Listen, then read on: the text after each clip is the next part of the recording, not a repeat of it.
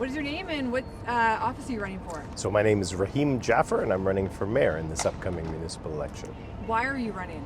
So I felt that this city has been going in a different direction over the last decade. I remember when I was a member of parliament how I was so proud of this city, what it accomplished in industry, in business, in community spirit, in our sports, so many things we were punching above our weight. It was a safe city, a place people wanted to be, and we were always marching to our own tune that attracted more people.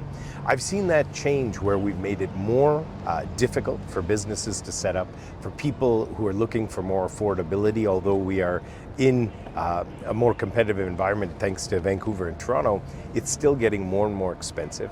It's becoming more unsafe. And when I think about my son who's just turned 14, I want to see a city that had that energy, that vibrancy, that ability to accommodate his interest and his future. And I don't see that happening currently. And that was the reason I got involved in this race. What is your most recent job?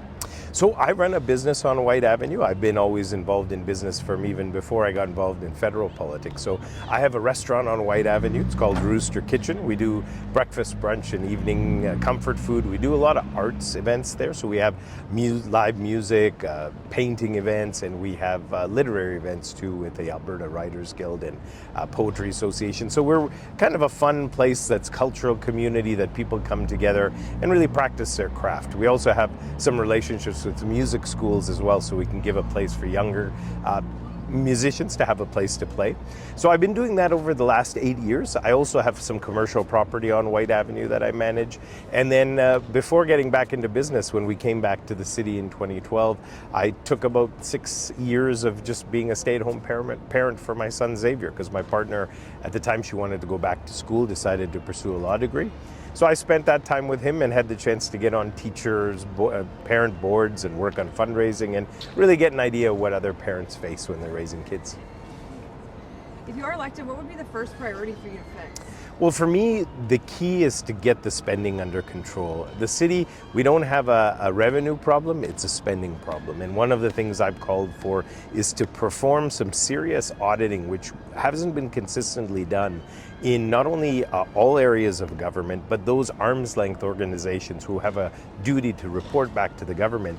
We need to do serious audits on the performance side and just the general audits. Now, in the first 60 days, that's very crucial to happen so we can focus on the priorities that really matter for Edmontonians. The one thing I've heard from Edmontonians across the city is they feel that we haven't been focused on the basic services that need to be the priority for many of them, whether it's snow removal, potholes, safety with police, garbage collection, all the core services people have felt for what they're paying in property taxes, they're just not getting the services back. So it's about creating the efficiencies, focusing on the core business of the city, and trying to do that within the first 60 days.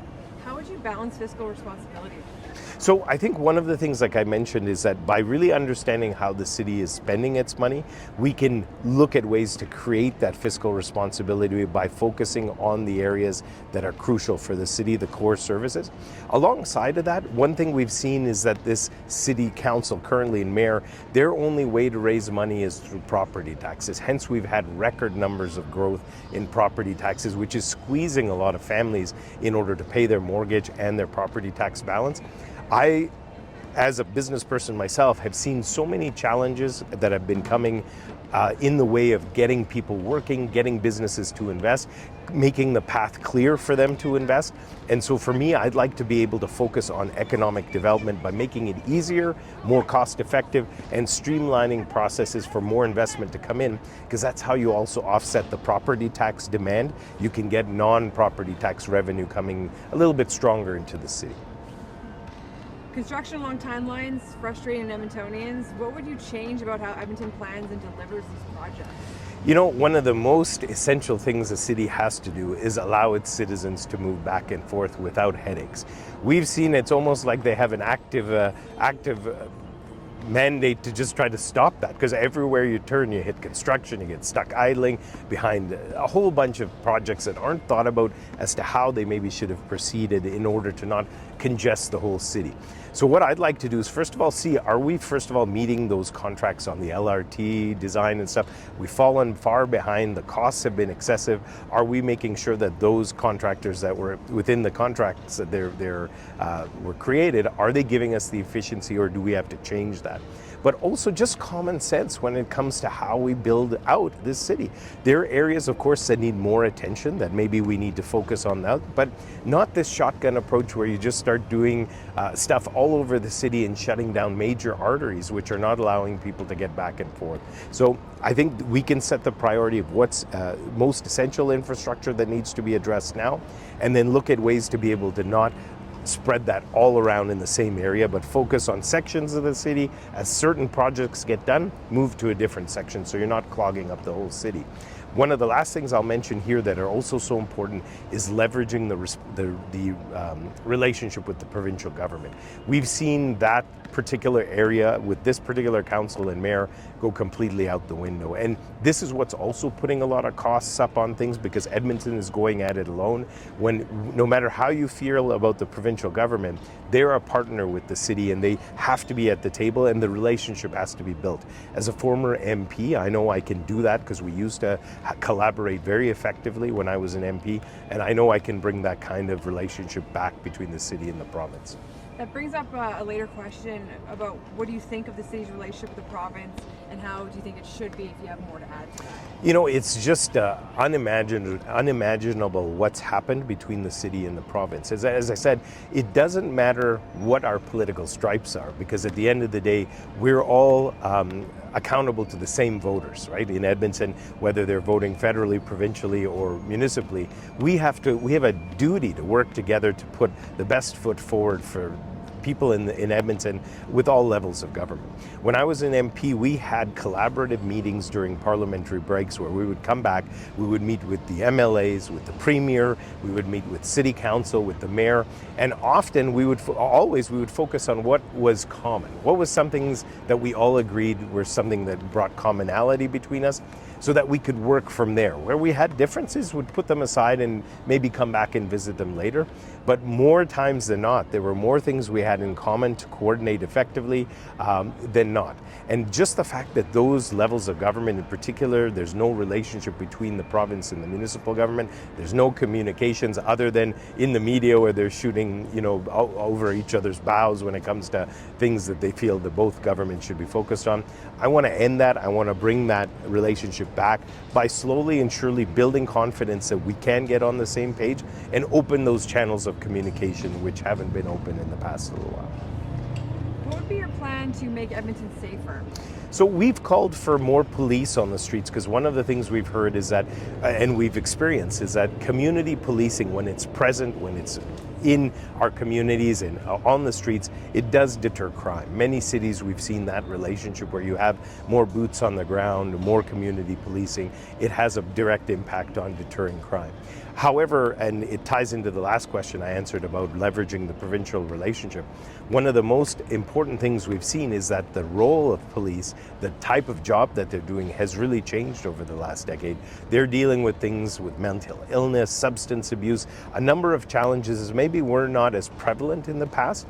So you have to leverage those social supports in order to work hand in hand with the police, because often many of the requirements of dealing with people in those other categories are not necessarily enforcement issues, but social issues. So together, while they're community policing, having access to the social supports for mental illness, for substance abuse, and other challenges that we've seen, I think would help them to do a job, and again, do a little bit, facilitate some of these problems that may not be necessarily the easiest thing to deal with. But also alongside cleaning up the downtown in certain areas, because one of the problems that I've seen is that the current approach to dealing with shelters, to dealing with supports, is very shotgun around the city. It's not centralized, and as a result now a lot of problems from those shelters are falling out into other neighborhoods that never had to deal with these issues.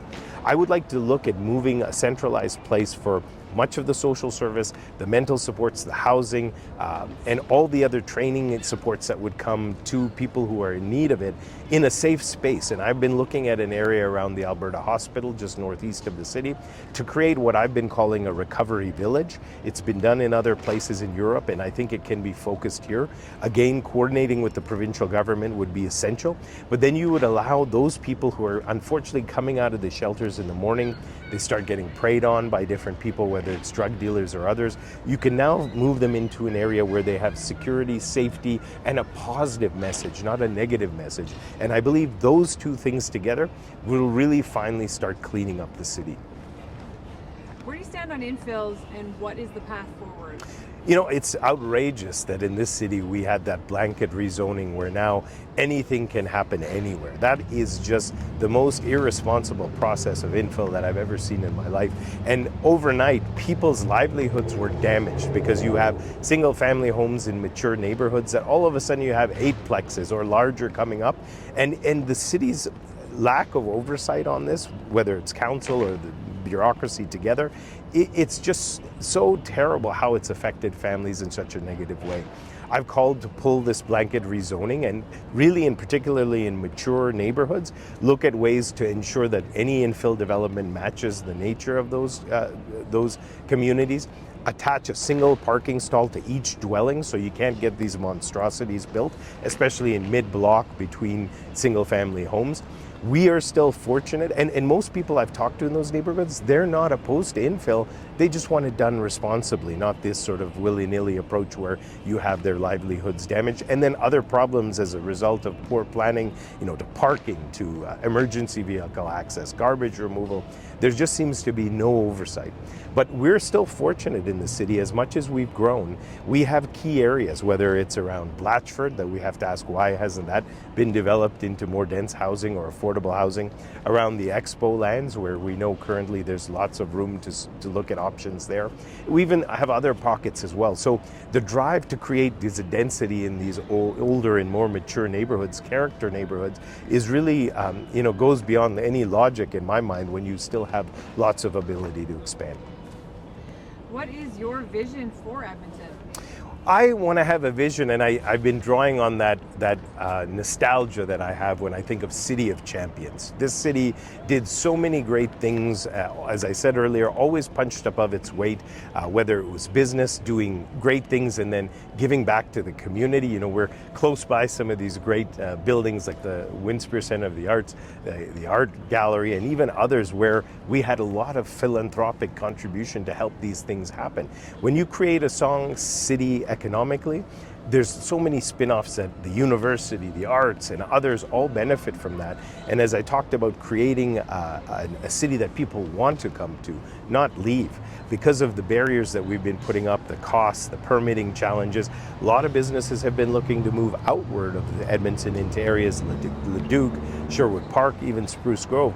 And that's great that people are exploring those areas, but it shouldn't be at the expense of Edmonton. It should be a coordinated effort between all of these municipalities. And I want Edmonton to lead that, to coordinate effectively with our municipalities around Edmonton, with our provincial government, with our federal government, so we can actually reach the potential that we all know this city is capable of. But unfortunately, we've been, in my opinion, and so many others, going down the wrong direction for so long.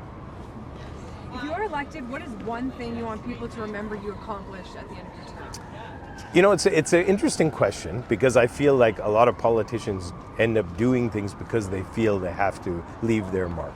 I think about it very differently, because I maybe had the opportunity to serve for almost 12 years as an MP.